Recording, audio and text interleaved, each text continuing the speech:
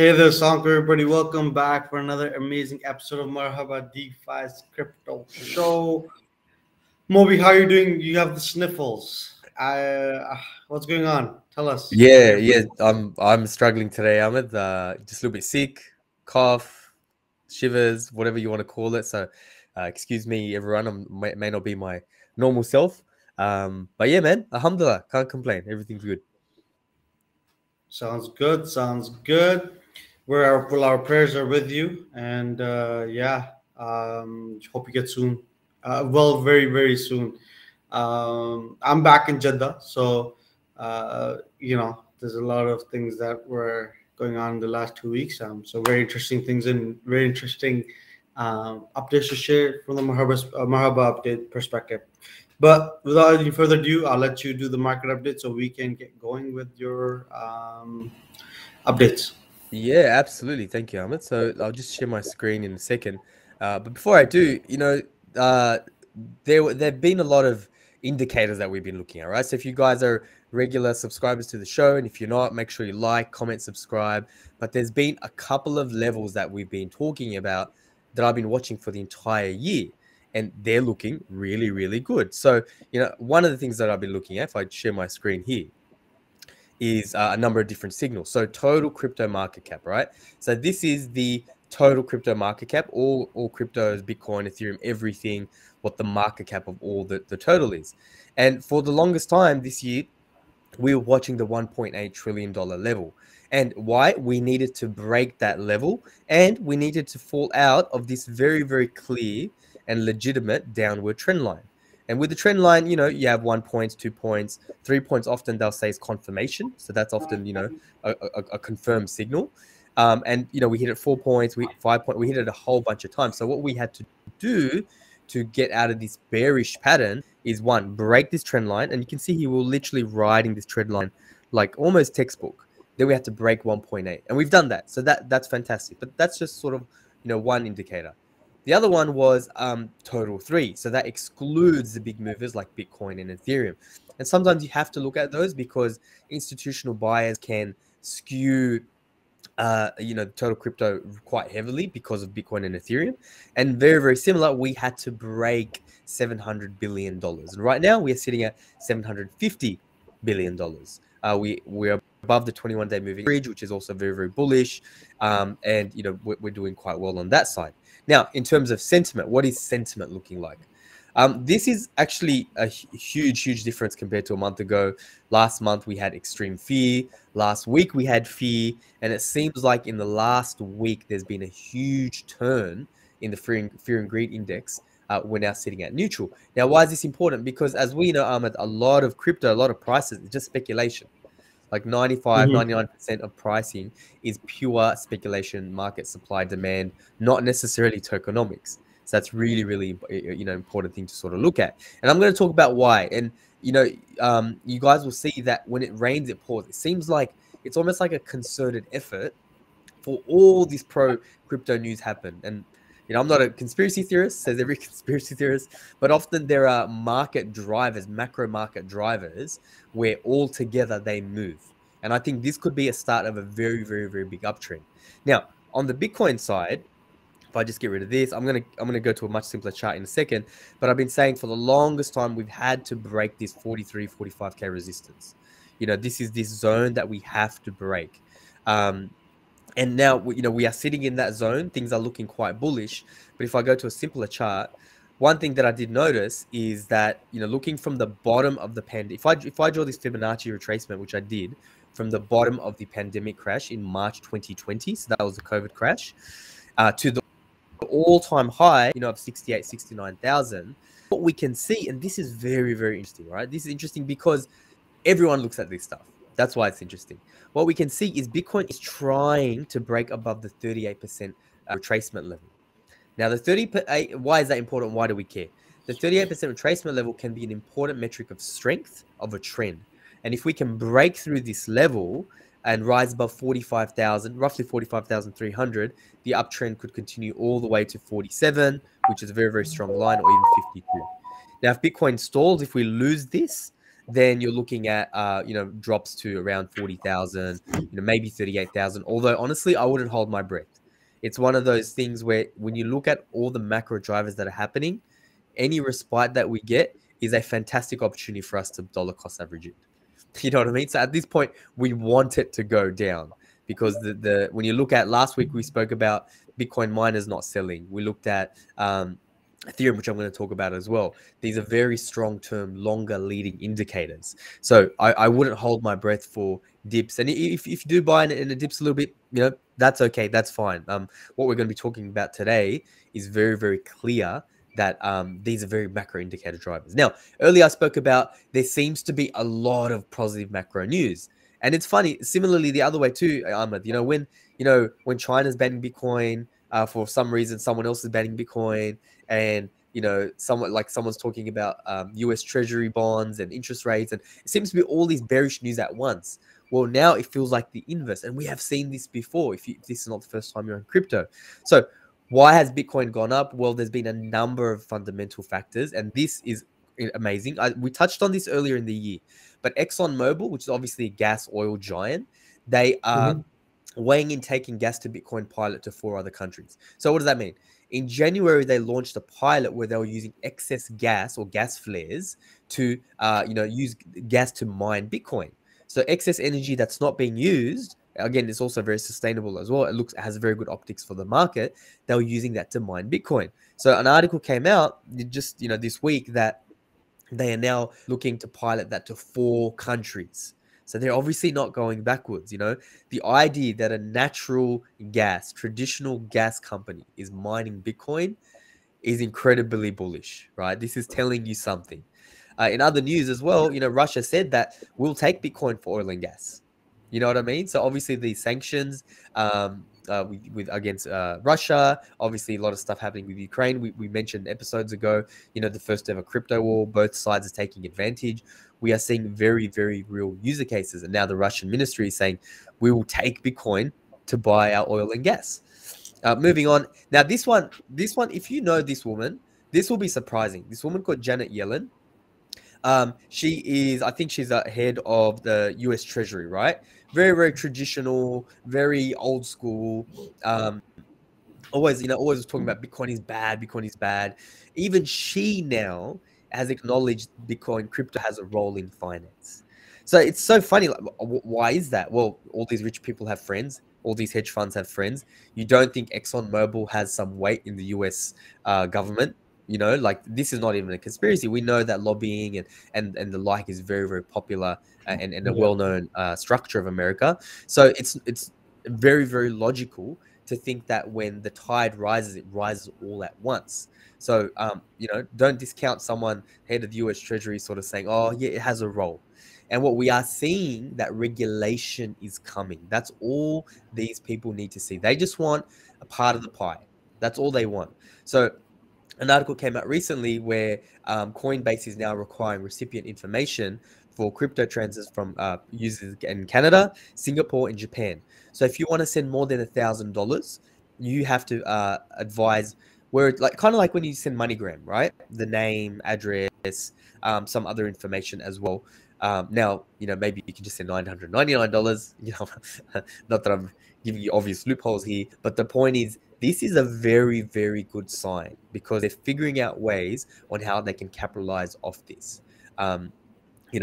Moving forward, this is the homepage of Goldman Sachs. So when I say a narrative and it feels like everything at once is switching, it's like we just stepped into an alternative reality. That's what it honestly feels like. This is one of those things. This is the homepage of Goldman Sachs, right? One of the world's oldest hedge fund financial, institutions. On their homepage, from cryptocurrencies to the metaverse, explore the megatrends that are reshaping economies. That's their homepage. They're not talking about anything else. That's what they're talking about.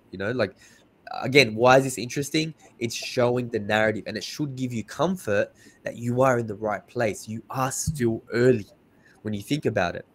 Now, for example, we spoke about how the fact that, the Super Bowl, when the Super Bowl was on, how crypto had a big push there, right? We had FTX, crypto.com. Well, now FIFA, the FIFA World Cup that happens every 4 years, crypto.com is the official sponsor of that. Now, when you actually think about it, although the Western world or America might watch Super Bowl, the rest of the world doesn't really care. Like, it pales in comparison to FIFA, right? So, like, Yeah. you know, they say here that I think is somewhere here they're talking about, you know, 517 million people watched, you know, the finals, but 1 billion people actually tuned in, compared to like 141 million, which I think was more like 90 million people tuned in. So that, like, that pales in comparison. So that's what I mean. You guys are early, like, if you remember when you got into crypto, whether it was last year or last week, that feeling of, oh, I'm discovering this, I need to buy some Bitcoin. People are going through that right now. Terra as well. Now, I'm not the biggest fan of Terra. You know, I know the Mufti sub did a really, really good. You know, you go back and have a look about Terra Luna and also Anchor Protocol, which was a very popular video that came out last week. You know, too long didn't listen version is obviously Anchor Protocol is not halal, but Terra seems to be. But anyway, you know, these guys are hinting at purchasing $3 billion of Bitcoin. Now, this is pretty plausible because if you're subscribers to this show, you would have heard us talk about the fact how much Terra has poured into their reserves. Now they're talking about buying another $300 billion, and they're saying the reason why they want to buy that is because it is a really good reserve. Like, it's very difficult for anyone to question Bitcoin.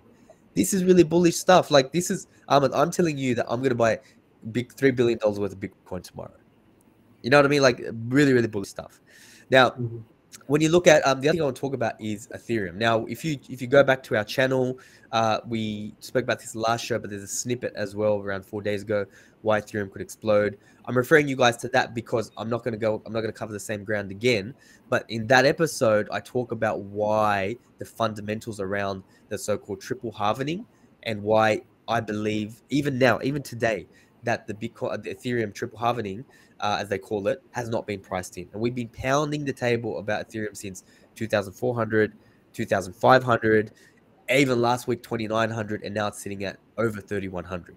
So guys, don't just take our advice for it. Listen and then do your research, because this is solid stuff. This is not stuff that, you know, we're just coming up with. We're spending hours and hours and hours researching this stuff. Again, not financial advice. Do your research. Now, more bullish stuff around catalysts behind Ethereum price. It recently hit 3K. And one reason for that could be, although I honestly think it's because we're getting closer to the move from proof of work to proof of stake, is Lido, which is a staking protocol for Ethereum. They added another $110 million worth of Ethereum. Oh, sorry, a fund added $110 million of Ethereum to their Lido staking pool. Now, again, go back to that video we spoke about, because we've spoken about the fact that right now I think Lido will give you around 5% to stake your Ethereum, and that secures the Ethereum network in the transition to proof of stake. What they are saying is after proof of stake, those returns are going to double, if not triple. Imagine earning 10% on your Ethereum on something that the only thing that is stronger than it is Bitcoin. You know what I mean? Mhm. And hedge funds and, you know, crypto funds, they don't take any risks. That's why they bought $110 million of Ethereum, and that's why they staked it, because they know this is happening. I won't look at this too much again because we spoke about it in the last video, which you can guys have a look at. But we very, very clearly broken out of this descending triangle pattern, which was a confirmed pattern that we had to break. We broke out of that. We broke past the 62% Fibonacci level, and now 3,200 or 3,300 is the next level. We may see some profit taking there, but honestly, I wouldn't worry too much about that even if we do, because Ethereum is looking very, very bullish. Now, another thing, so from our friends at Token Metrics, it's a channel that I watch, I subscribe to. You guys should definitely check them out as well. They look at, like, see, trends are important until they're broken, right?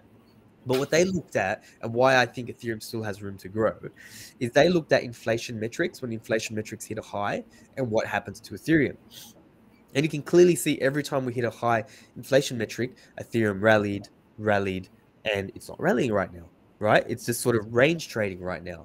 So based on the correlation of Ethereum to inflation and the move to proof of stake, unless, again, you know, Ethereum ruins proof of stake, looking really bullish stuff. Now, this is really interesting. Decentraland is having a Metaverse fashion week. So don't forget about the Metaverse. Metaverse isn't going anywhere. it is looking quite bullish right now. But this week or next week, I believe Decentraland is kicking off its first ever Metaverse Fashion Week with brands such as Dolce & Gabbana, Tommy Hilfiger. So that is something that's not going away. And I think in subsequent weeks, we'll do some technical analysis as well on some key Metaverse coins. I really like Render. I don't really like necessarily playing with Decentraland versus Sand or some of the other ones. I like Render because they're using Render to build metaverses. But again, not financial advice, something we might go to next week. Cardano is actually looking pretty good. I know I give Cardano a lot of crap. And look, the thing is, I don't think it's bad. I just think there's better alternatives out there. But Cardano is looking really, really strong. And one of the bullish things behind Cardano is its social, I guess, its network effect, but also the fact that now is Coinbase is adding staking, fixed sort of staking. Again, this I don't necessarily, I'm not doing it. I'm not condoning this at all. Even if we asked the Mufti sub today, he'd probably say, look, he'd have to do research. I'm not talking about that, and I'm not condoning it at all. All I'm saying is that has been a catalyst for the price, and it's driven the price up to $1.10 or $1.18 or so. And if Cardano can hold and bounce off of the $1 level, then in the short, medium term, it's looking quite well. Long term, I'm not the biggest fan of it, but good stuff for Cardano fans out there. Avalanche, guys, I'm a huge fan of Avalanche. Coinbase, again, speaking of Coinbase Cloud, they're launching a bunch of tools, a suite of tools for Avalanche, right? And this is really, really bullish stuff. Now, I like this because, I'm an Avalanche fan. I'm an Avalanche holder.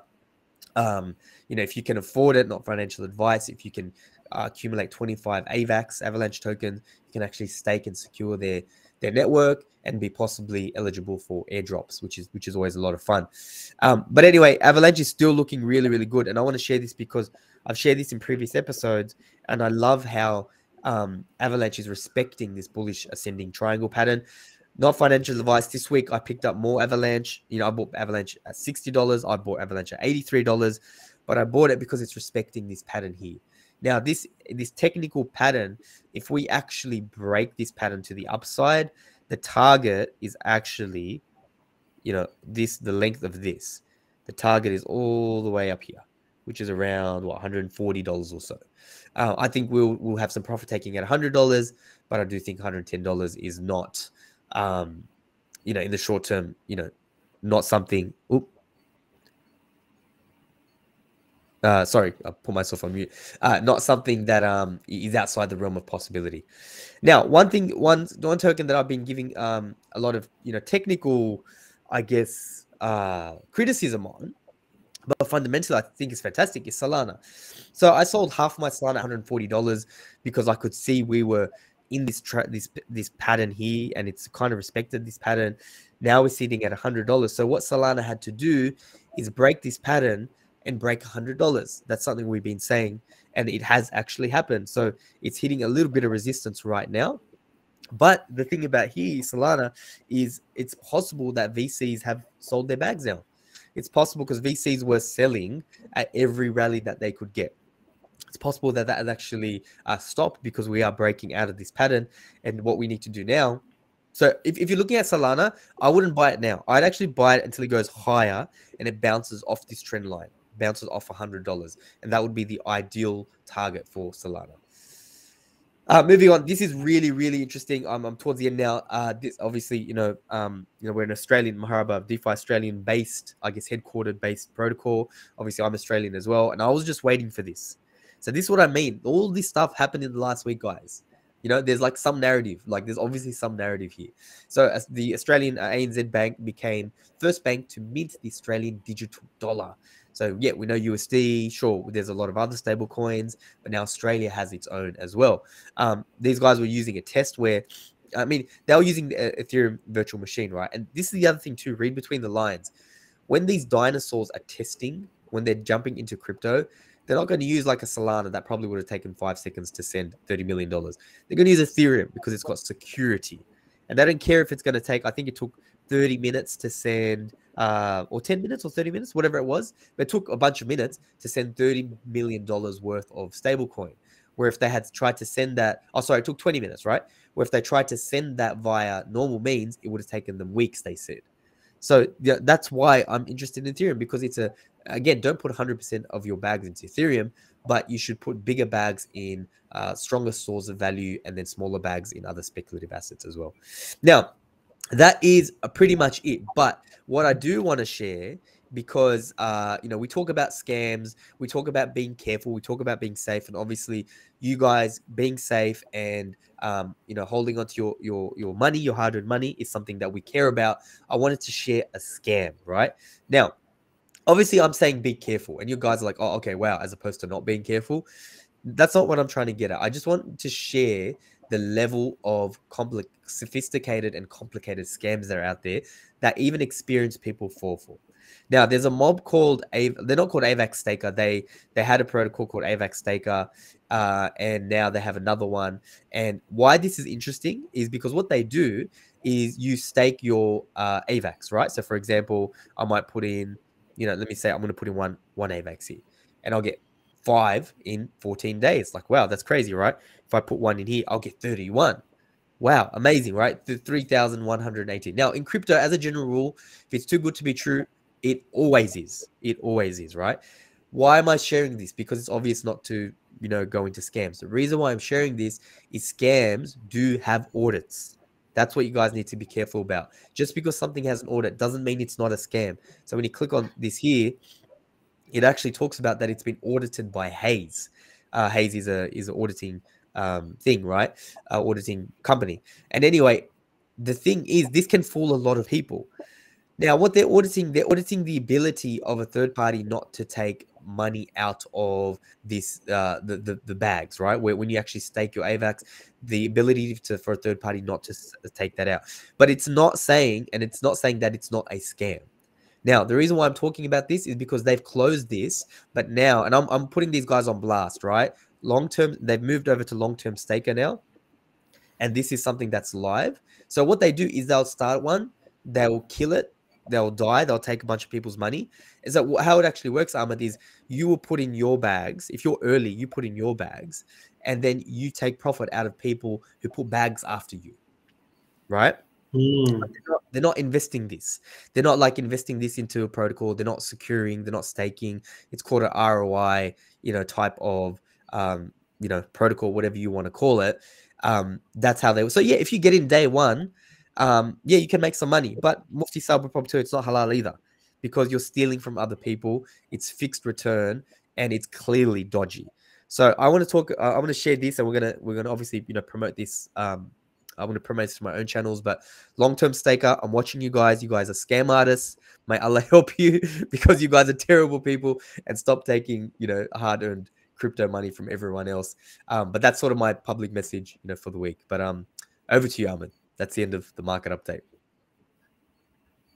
Okay, fantastic. So before we let you go, Moby, thank you so much for the market update. We'll invite Mufti Billal back in, and then from there, I'll ask Mufti Billal to just give us question of the day, this discussion of the day, and we'll just carry on. And after that, Moby, take care of yourselves and let us know how you're doing. Awesome. Appreciate it, guys. Assalamu alaikum, Mufti Billal. How are you doing? Assalamu alaikum wa barakatuh. Alhamdulillah, how are you? I'm doing fantastic, So, Mufti Billal, so please tell us what is the burning discussion of today, and is it halal or not? Anyway, assalamu alaikum. Yes, so today I thought, about talking about Strongblock. We had like a lot of queries that came in initially about it. I had wanted to talk about it actually from before, but I didn't have proper information, so I had to do a lot of digging. It was quite complex to look into it, to be honest with you, but hopefully I will be able to give at least a form of conclusion, even though that it might sound as a bit confusing to people. Now, to understand Strongblock, we need to understand that the blockchain ecosystem has got a lot of components. Two of them are mining and nodes. What are they? So I'm going to read it directly from the Strongblock website, so that we make sure that we are on the same page as them. So in terms of miners, it says that miners record transactions and synchronize them with other miners, upholding the integrity of the blockchain. Miners are compensated. In contrast to that, we have nodes that are responsible for keeping a full up-to-date copy of all blockchain transactions and providing access points where that full copy can be quickly accessed by blockchain applications. Nodes are typically not compensated. And this is actually the key difference here between the process of mining and nodes, where one is actually compensated for the work, the other is not. And Strongblock is trying to bring a solution in order to reward nodes, basically. Now, before we talk about the structure of Strongblock itself, something I think we should talk about very briefly is the Sharia perspective of mining and nodes. Now, I think I have mentioned it maybe before, but from my understanding, mining, if it involves, validating haram transaction, then that would not be permissible to do so. Similarly, nodes, if it involves, recording or keeping non-Sharia compliant transaction, that would not be permissible either. This is my opinion and this is my understanding. Therefore, the reward that you would get from it would not be halal for you.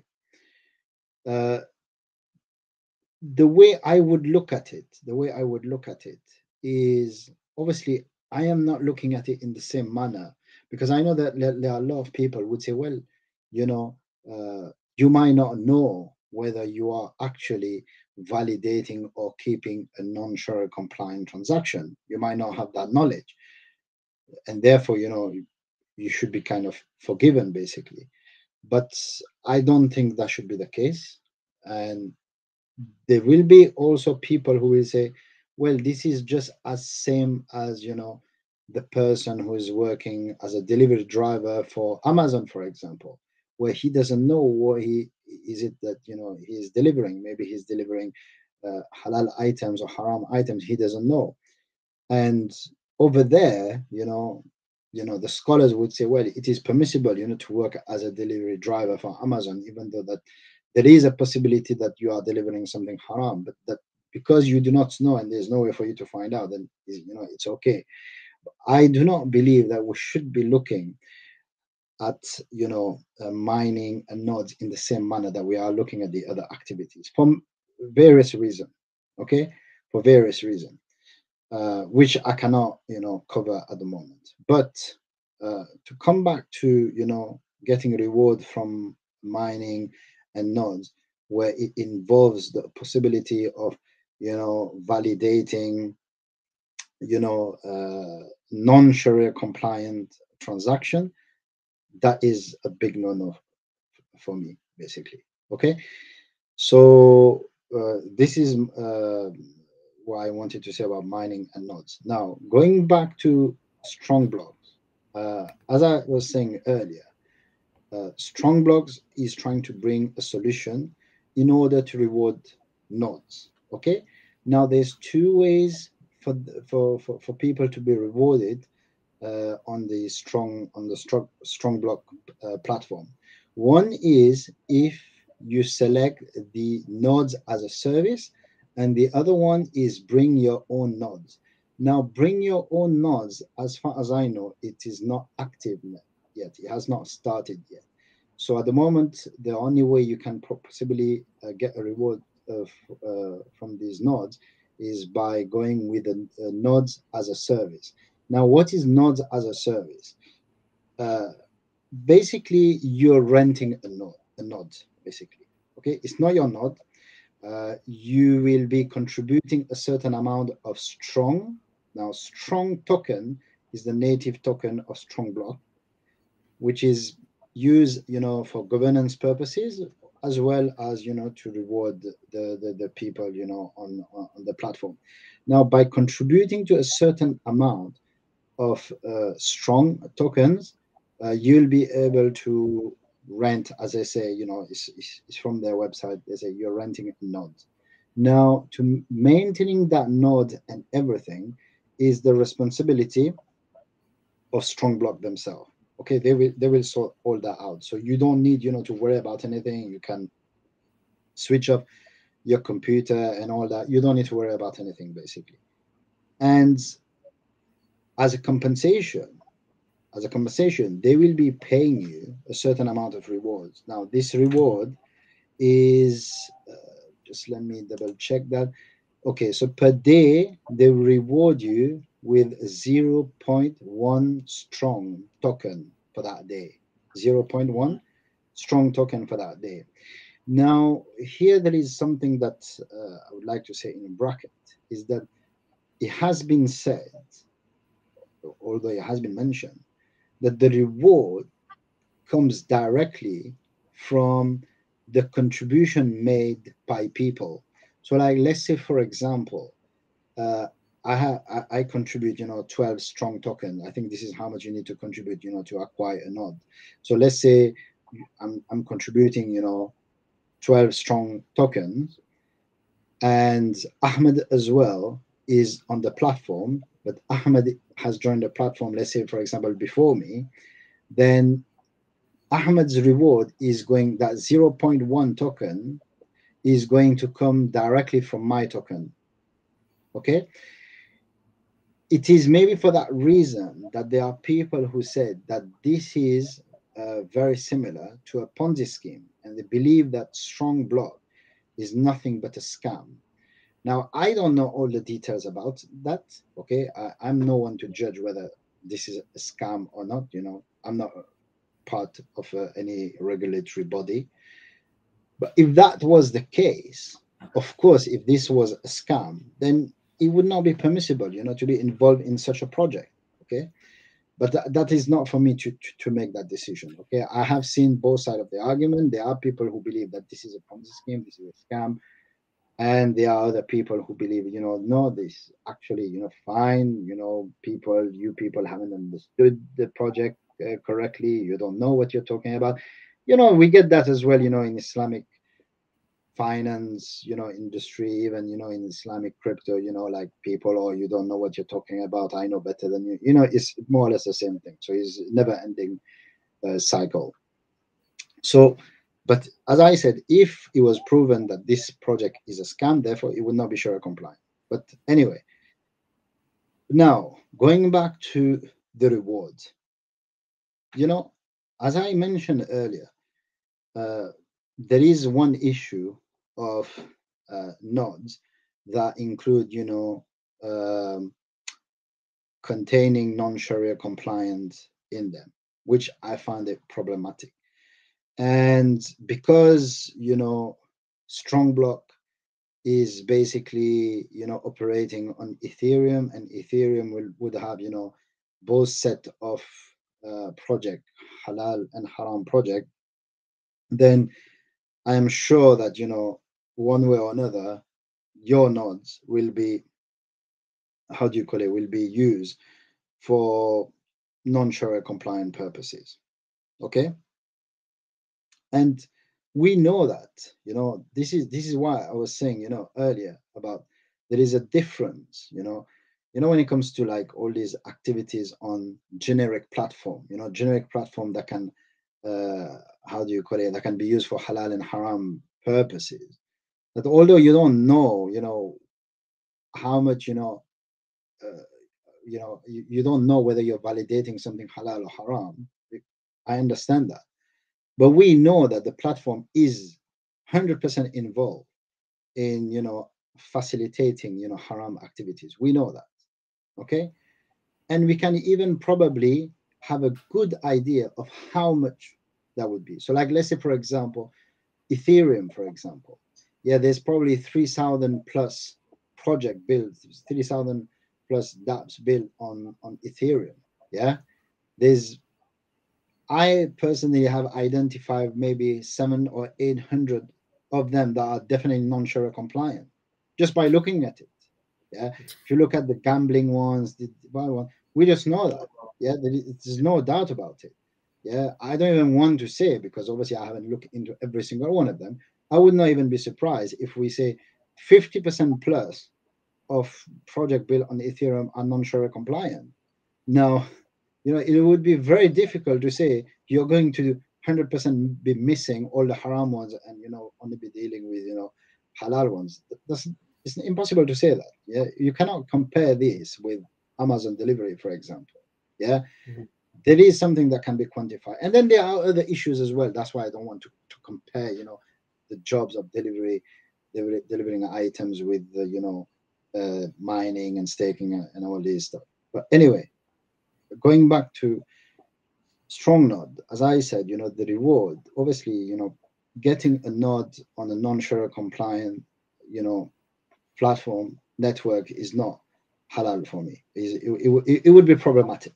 Okay, whether we cannot say is haram, okay, but at the least, sorry, it is doubtful.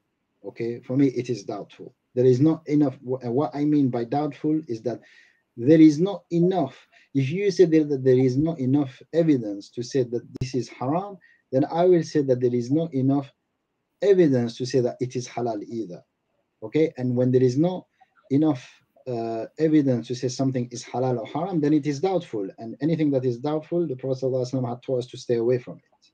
Okay, so this is the issue with strong node, with strong block. And also, another way to look at it is that, let us say, for example, for argument's sake, that there is no issue with stocking or validating non-haram transaction because of a lack of knowledge, because you do not know about it. Just for argument's sake, okay? Can you still get involved in that particular project, meaning the strong block one? Can you still get involved with it? I would still argue that most likely that it is not permissible to get involved with it because of the structure of the reward. Because you see right now, you're renting a node, okay? So you have contributed, you've paid, your strong token, and you're gonna get a reward, okay? The reward is from what exactly? For them using the node, but you do not own the node. You do not have ownership of that, okay? So what is it that you're renting actually? We know that you do not own any asset because it's written there that strong node is not an asset. So the purchase that you have made is actually a business expense. Is a business expense. People want, they want it to be considered as an asset, but it is not considered as an asset. They want it to be considered as an asset for the tax purposes, but it is not considered as an asset. So if it's an expense, you made an expense and you're getting a reward from it, but what exactly happened? What kind of contract did you enter? What kind of contract you entered into? You're not doing business, because we know that you're not buying and selling things. So you cannot say that this is a business, right? You cannot say that this is mudaraba because you're not buying anything either. Your agent is not buying and selling anything either, okay? If you say that, this is ijara, meaning like you're renting out. So let's say, for argument's sake, you're renting out something. Okay, we know you're not owning an asset. Are you owning the benefit then?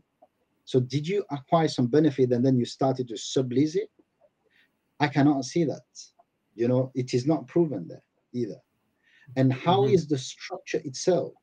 To me, it looked like as if there are two contracts into one, meaning the how do you call it, the reward of you get from the nodes is attached from the renting. So you have to rent, you have to enter into the contract of renting, and automatically you will start getting the reward. So there are two contracts combined into one, from what I have seen. Okay, and if this was the case, that two contracts that are connecting into one, then that would not make it Sharia compliant either. So like I said to you, even if we say there's no issue with nodes, there's no issue, you know, with having nodes, you know, on you know, generic platform, and there's etc., etc. Even that project itself is still, there is still, how do you call it? There's a big question mark over it. Yeah. So my advice is that, you know, to stay away from it and to not get involved in such a project. And, you know, even, you know, the tokens, although, okay, you know, we cannot say it's haram in itself, the token itself, you cannot say it's haram in itself, but because of the way the project is structured, and I have said it before, you know, where a project is haram or doubtful, do not even get involved with the token either. You know, just stay away from it. Yeah, do not be greedy. Yeah. We talked about this in the last video, right? The whole concept of doubtfulness and what to do from there. Yeah, and people, you know, it's not good. You know, sometimes, I mean, it is true that as Muslims, we have to be involved in crypto investment, etc., etc. We don't want to stay behind. But doesn't mean, you know, you have to allow everything. It doesn't mean that we start to make everything halal or something like that. No, that's not what it's all about. Yeah, we still have to be cautious. Yeah, people, you know, that I'll be honest with you. Yeah, is that I am very well aware of the arguments of people on many things related to crypto from the Muslim community, and I have not seen a rational argument about some of the things that people say sometimes. Meaning, when, especially when it comes to making things halal, or why, you know, like people questioning things, or why is this halal? Why is this haram for? Why is this haram? It should be halal. You don't know anything. Yeah. Wallah, a lot of the time I have seen that, especially the irony is sometimes some of these comments, they come from people that you think they care about halal, but they do not care about halal. Like, for example, once somebody, he was questioning something about halal and haram, and then later on I found that he's actually making videos about, you know, telling people, you know, investment in haram instrument. Yeah, so I'm thinking, on one hand, he's trying to portray himself or to show that he's caring so much about halal and haram, but then on the other hand, he's actually involved in advising people about taking on haram, you know, product. I mean, you know, like Allah subhanahu wa ta'ala says, why are you saying things that you're not even doing yourself? There's always going to be people who are going to say something and not have validation or you know, reasoning behind it. And sometimes it's motivated by finance, right? Finance always influences your decision making. Some people more, some people less. You know, if you have a stronger will, and may Allah protect you, and He's protected you so far that you know, your finance is not affecting you as much. But some people don't have such a strong will, right? They see numbers and they're like, and it's also about, like, some people have a, you know, not doing as well financially. So when they see certain numbers, they start justifying it because, you know, it's helping them live their life and whatnot. But obviously, no haram is justified. But yeah, it's a psychological thing. It's a psychological thing. Yeah, you know, there is a book written. You know, it's in French though. It's, you know, it's about why do we ignore the poor? Yeah, it's a book. Obviously, in there he explains that, you know, sometimes to make ourselves feel better, we find all sorts of excuses to justify certain things. Okay, it's a psychological thing, and he says, you know, this thing about the poor is not something new. It's something that is well from before. Obviously, the person is probably not a Muslim, so he actually also blames religion along the process. That, you know, we justify the fact that there's poor. So he says, you know, like, obviously he quotes from the Bible, so, you know, like, which could be applied, you know, to Islam as well. Like when we say, for example, you know, the poor, you know, like they will get extra reward because they couldn't give zakat, etc. You know, it's all proven, extra sadaqah or whatever. But he's saying, yeah, this is basically, it's a made-up thing. Was just to justify that they are poor people. Yeah, Mm-hmm. to make ourselves feel better. Oh, no worries about it. Don't worry about it. They'll get more reward. Yeah. Mm-hmm. He's saying, the author says, throughout history, we have tried to find out excuses to justify that they are poor people. And it's a psychological thing, is to make ourselves feel better. Yeah. Mm-hmm. Similarly, when it comes to halal and haram investment, there are people, to make themselves feel better, they will try to make haram halal. Okay. And when sometimes it's the opposite. When something is halal, they will try to make it haram. Why? It's because of the ego. It's because of the ego. This is my experience. Yeah. I'm not saying every single person is like that. I'm not talking about the scholars here. I'm not talking about them. I'm talking about people, laymen. Yeah.